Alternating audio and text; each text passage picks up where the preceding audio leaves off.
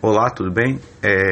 Quando nós pegamos o trabalho, sobre o trabalho de gráficos, com o modelo ISLM, percebemos que é muito importante saber o que é esse modelo ISLM, e o que surgiu, o que fez a sua chegada, A chegada do modelo ISLM, como diz, na primeiro slide, surgiu na década de 40, basicamente proposto aí sendo a síntese do pensamento keynesiano e clássico, que buscam diferenciar uma política fiscal como ferramenta para dinamizar a economia.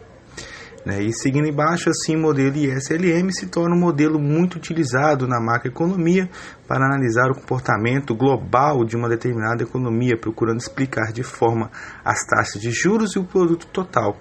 Ou seja, o produto agregado ou a renda agregada são determinados dado o nível de preços fixos. E assim, podemos entender, concluir, sobre o que é o modelo ISLM, procura resumir através de gráficos várias situações políticas e econômicas por meio de duas curvas, sendo uma delas IS e a outra LM. Contudo, devemos ficar mais atentos, que embora seja um modelo relativamente simples, como já foi citado, ele é muito usado como ferramenta por grandes economistas, para demonstrar o que acontece na economia caso a interferência de governo seja tanto no campo fiscal ou no campo monetário, Assim, para entender que esse modelo capta o que acontece com a renda, por exemplo, implementando a política de expansão ou de contração fiscal, ou como nós falamos, de ajustes monetários. Assim como dessas políticas fiscais e monetárias é conhecida como combinação de políticas, às vezes eles são utilizados como objetivo comum, porém a combinação dessas políticas é usada por tensões ao mesmo desacordo entre governos, e o Banco Central. Assim, o modelo ISLM caracteriza as implicações do equilíbrio simultâneo dos mercados de bens e financeiros. Admitindo então o fato que essa influência, tanto da demanda por moeda quanto do investimento à taxa de juros, é a variável que une as duas partes do modelo ISLM. O modelo tendo sim como objetivo, como foi citado anteriormente, encontrar valores de taxas de juros e do nível de renda que equilibram simultaneamente com o mercado, e mercado monetário de bens. Assim, esse modelo é apresentado em forma de gráfico, casualmente, onde dentro desse gráfico são relacionadas duas variáveis, a taxa de juros, que é o eixo vertical, e o produto real, que é o eixo horizontal. Assim, o modelo combina, normalmente, a curva IS e a curva LM, que representam situações particulares em áreas fundamentais da economia. Aí, tem esse nome, esse gráfico, ISLM. Primeiramente, vamos demonstrar a curva IS. É a curva que basicamente representa os possíveis níveis de renda com a relação à taxa de juros, onde sendo I maiúsculo investimento, e S a poupança, sendo I representado por Y menos I, a poupança menos a taxa de juros. Então, assim, no modo de equilíbrio macroeconômico, I igual a S, seja, nível de renda igual a poupança. Assim, assumindo essa forma decrescente, como está descrito o gráfico aí, da esquerda para a direita, dentro da apresentação gráfica do modelo, verifica-se através da curva IS que a declividade da função da poupança e a declividade do investimento afetam a inclinação desta curva, ou seja, de acordo com a diminuição das taxas de juros, nosso aumento de investimento, consequentemente, o aumento do produto. Assim como o gráfico apresentado abaixo, apresenta um conjunto de pares de taxas de juros e níveis de renda de equilíbrio do lado real, pressupõe que investimento igual a poupança, onde a taxa de juros R1 corresponde ao nível de produto Y1. Quando a taxa de juros diminui, R1, o nível de investimento aumenta, consequentemente o nível de produto cresce. Ponto, então, a curva excesso oferta do mercado de bens e serviços, pois, por um lado, produto a taxa de juros elevada causa um nível baixo de investimento, portanto, um nível de consumo inferior ao nível de produção.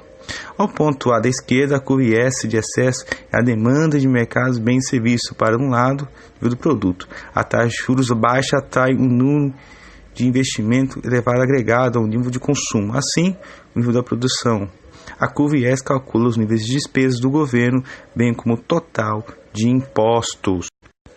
Assim, observar a curva próxima ao lado, a curva LM representa o conjunto de combinações de taxas de juros e níveis de produto no quais a procura de moeda, a letra L, está associada à liquidez, igualada pela oferta de moeda M. Dentro desse gráfico, modelo IS-LM, essa curva assume uma forma crescente da esquerda para a direita, ao contrário da outra, que era decrescente, definindo que o aumento de produto aumenta a procura de moeda, ou seja, aumento de liquidez, aumenta a procura de moeda, logo que pressupõe uma oferta de moeda fixa, implicando a necessidade de suportar maior taxa de juros.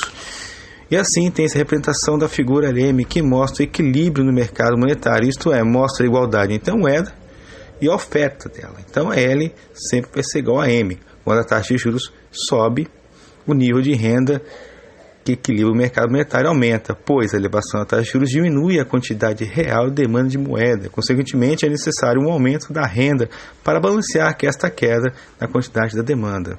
Assim, o ponto B da direita, LM, é o recesso de renda. Com a taxa de juros baixa implica no encaixe real desejado de moeda, que é superior àquela que é existente na economia. Percebendo-se que uma dada taxa de juros ao nível de renda, elevando a causa uma quantidade real de demanda de moeda superior à oferta. Assim, o ponto à esquerda da figura LM é o excesso de moeda do mercado monetário. Isso é porque, para um dado nível de renda, a taxa de juros é elevada, reduz o nível de encaixe real de moeda, aquém do estoque real existente na economia. Por outro lado, para uma economia dada a taxa de juros, o baixo nível de renda implica um nível desejado de estoque real de moeda inferior ao real existente na economia.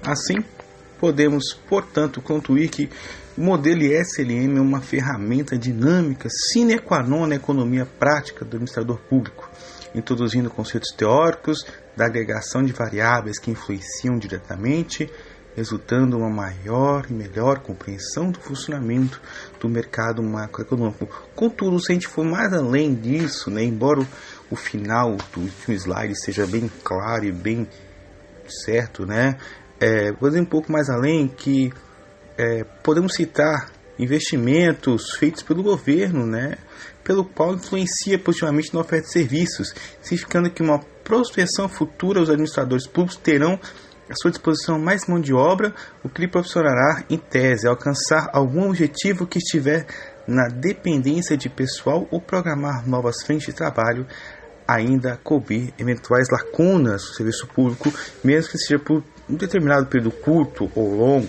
de tempo.